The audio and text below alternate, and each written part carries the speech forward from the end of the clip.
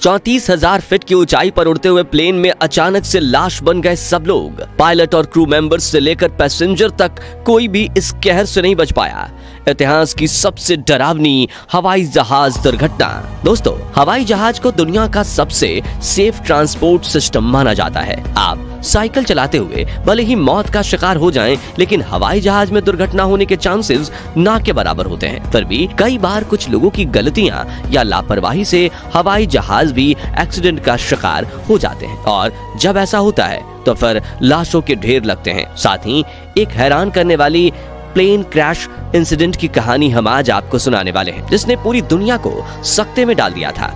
यह दुर्घटना किसी गलती से हुई, और ऐसा क्या हुआ कि इन लोगों ने जमीन से 34,000 फीट की ऊंचाई पर ही दम तोड़ दिया। जानने के लिए वीडियो को अंत तक जरूर देखिएगा। दोस्तों, ये बात है आज से 18 साल पुरानी। 14 अगस्त 2005 का ये दिन था, और सुबह के समय हेलियोस फ्लाइट 522 साइप्रस के लांक्रा इंटरनेशनल एयरपोर्ट से ग्रीस के एथेंस इंटरनेशनल एयरपोर्ट के लिए उड़ान की तैयारी कर रही थी। सब कुछ बिल्कुल ठीक और नॉर्मल था, जिसके बाद सुबह 9:07 पर इस फ्लाइट ने टेक ऑफ किया। इस प्लेन के अंदर 115 पैसेंजर्स और 6 क्रू मेंबर्स सहित कुल 121 लोग सवार थे। प्लेन के पायलट हांस जुर्गेन मार्टिन को 16,900 फ्लाइट आवर्स को और को पायलट पैम्पोस कार्ला लैम्बोस को 7,549 फ्लाइट आवर्स का अनुभव था। मतलब दोनों ही पायलट काफी अनुभवी थे। इसके अलावा फ्लाइट अटेंडेंट की कमान एंड्रेसा पार्डोमोउ ने संभाली हुई थी। उड़ान भरने के महज 5 मिनट बाद ही जब प्लेन 12,040 फीट यानी कि 3.5 किलोमीटर की ऊंचाई पर था, तो अचानक इसमें से एक इमरजेंसी अलार्म बजना शुरू हो गया। पायलट ने जब चेक किया तो पता चला कि यह take off configuration warning alarm था। इस अलार्म को सुनते ही दोनों पायलट के पसीने छूट गए, क्योंकि अलार्म तब बजता है जब प्लेन उड़ान भरने के लिए तैयार नहीं होता। अब ये 12,000 फीट ऊंचाई पर क्यों बज रहा था, इसका दोनों पायलट को कोई अंदाजा नहीं था। ऐसे सिचुएशन में पायलट ने ATC यानी कि एयर ट्रैफिक कंट्रोल से संपर्क करना ही बेहतर समझा। मगर पायलट अभी ATC को अपनी प्रॉब्लम बता ही रहे थे, तभी कॉकपिट में मौजूद दूसरे कई सारे अलार्म्स एक साथ बजने लगे, और इनका शोर इतना ज्यादा बढ़ गया कि ATC को पायलट की आवाज आना ही बंद हो गई। हर बीतते मिनट के साथ पायलट्स की दिक्कत बढ़ती ही जा रही थी। उन्हें कुछ समझ नहीं आ रहा था कि इस सिचुएशन से कैसे बाहर निकला जाए। प्लेन में अफरा तफरी मची हुई थी, क्योंकि लोगों को सांस लेने में दिक्कत हो गई थी, और प्लेन में लगे ऑक्सीजन मास्क भी बाहर आ चुके थे। इस समय प्लेन करीब 5 किलोमीटर की ऊंचाई पर था। पायलट लगातार ATC से मदद मांगने की कोशिश कर रहे थे, लेकिन कुछ ही देर में इनका ATC से कनेक्शन भी पूरी तरह से टूट गया। अब प्लेन लगातार ऊपर की तरफ बढ़ रहा था। 9:23 पर ये 10 किलोमीटर से अधिक की ऊंचाई पर पहुंच चुका था। इसके बाद 9:37 पर इस प्लेन ने एथेंस के फ्लाइट इंफॉर्मेशन रीजन में एंटर कर दिया। 10:12 से 10:50 तक एथेंस का ATC इस प्लेन से संपर्क बनाने की कोशिश करता रहा, लेकिन उन्हें प्लेन की तरफ से कोई रिस्पांस नहीं मिला। आमतौर पर इस फ्लाइट को 1 घंटे 45 मिनट का समय लगता था, यानी 10:45 तक इसे एथेंस एयरपोर्ट पर पहुंच जाना चाहिए था, लेकिन आसमान में इसका कोई अता पता नहीं था। हालांकि इस गंभीरता को देखते हुए एथेंस के अधिकारियों ने अपने 2 F-16 फाइटर जेट इस एरोप्लेन की खोज करने के लिए तुरंत रवाना कर दिए, और कुछ ही देर में इन फाइटर जेट्स ने हेलोइस फ्लाइट 522 को ढूंढ भी लिया। लेकिन फाइटर जेट्स के पायलट ये देखकर हैरान रह गए कि प्लेन के इतना करीब होने के बावजूद भी पैसेंजर से लेकर पायलट तक किसी ने एक बार भी उनकी तरफ मुड़कर नहीं देखा। सब लोग प्लेन में बस मुंह लटकाए हुए बैठे थे। इतने में करीब 11:49 पर इन्होंने देखा कि प्लेन के कॉकपिट में कोई शख्स है जो इस प्लेन को कंट्रोल करने की कोशिश कर रहा है। फाइटर जेट्स के पायलट ने इस शख्स से बात करने की कोशिश की, लेकिन कोई संपर्क न होने की वजह से यह मुमकिन नहीं हो पाया। तभी करीब 1 मिनट बाद यानी 11:50 पर प्लेन का एक और इंजन फेल हो गया, और प्लेन उस तरफ से झुककर तेजी से नीचे की ओर गिरने लगा। अभी कुछ ही मिनट बीते थे कि 12 बजे प्लेन का दूसरा इंजन भी बंद हो गया। साथ ही फाइटर जेट की रेस्क्यू टीम के देखते ही देखते ये प्लेन और भी ज्यादा तेज रफ्तार से नीचे की तरफ आने लगा।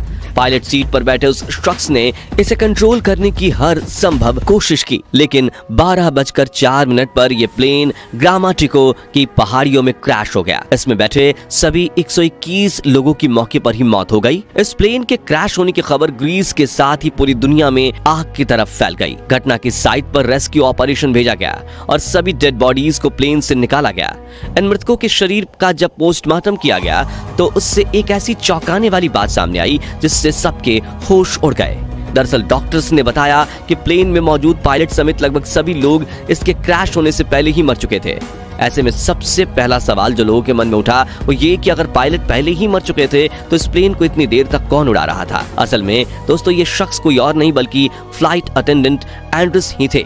एंड्रस कोई एक्सपर्ट पायलट तो नहीं थे, हाँ, लेकिन जब प्लेन क्रैश हो रहा था तो वो इसे घनी आबादी वाले इलाके से दूर ले जाने में सफल रहे।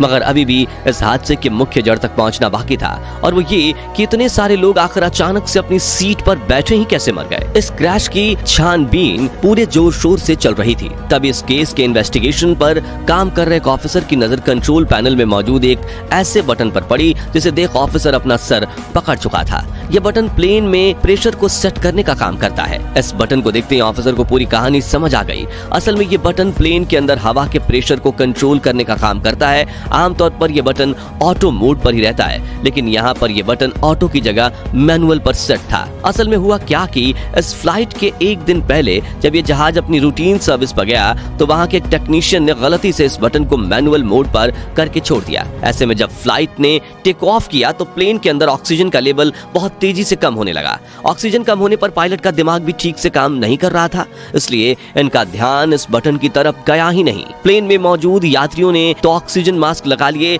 लेकिन कॉकपिट में ऑक्सीजन मास्क अपने आप बाहर नहीं आते, जिसके चलते पायलट पहले बेहोश हुए और कुछ ही देर में उनकी मौत हो गई। इसके अलावा पैसेंजर्स भी ज्यादा देर तक सर्वाइव नहीं कर पाए क्योंकि ऑक्सीजन मास्क सिर्फ 12 मिनट की ही ऑक्सीजन सप्लाई दे सकता है। यानी लोगों ने फ्लाइट के अंदर घुट-घुट कर दम तोड़ा था। इस पूरी फ्लाइट में बस एक ही शख्स जिंदा बचे थे और वो थे फ्लाइट अटेंडेंट एंड्रस। वो भी इसलिए क्योंकि एंड्रस एक स्कूबा डाइवर थे, जिससे वो लंबे समय तक सांस रोकने में माहिर थे। एंड्रस अपनी आखिरी सांस तक प्लेन को कंट्रोल करने में जुटे रहे, लेकिन दोनों इंजन फेल होने की वजह से प्लेन पूरी तरह से बेकाबू होकर पहाड़ियों में क्रैश हो गया और जिस किसी पैसेंजर्स में थोड़ी बहुत सांस बाकी थी वो भी मौत का शिकार बन गए।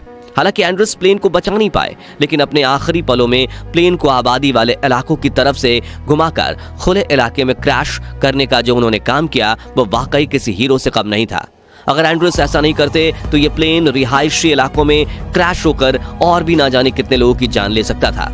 ये एविएशन इंडस्ट्री में हुए अब तक के सबसे रेयर और दुखद प्लेन हादसों में से एक था। इस क्रैश के लगभग 15 महीनों बाद ग्रीस के इन्वेस्टिगेशन ऑफिसर ने इसकी फाइनल रिपोर्ट पब्लिश की, जिसमें इस घटना का जिम्मेदार सिर्फ और सिर्फ उस प्रेशर सेट करने वाले बटन को बताया गया। वैसे दोस्तों आपको क्या लगता है, इस घटना का जिम्मेदार सिर्फ वो बटन ही था या फिर कोई और इंसान? अपना जवाब कमेंट के माध्यम से जरूर शेयर कीजिएगा। बाकी दोस्तों आज के इस वीडियो में बस इतना ही। चैनल पर नए हैं तो चैनल को सब्सक्राइब जरूर करें, साथ ही बेल आइकन को प्रेस कर दें ताकि नई वीडियोस की नोटिफिकेशन आपको समय पर मिलती रहे। वीडियो अंत तक देखने के लिए धन्यवाद।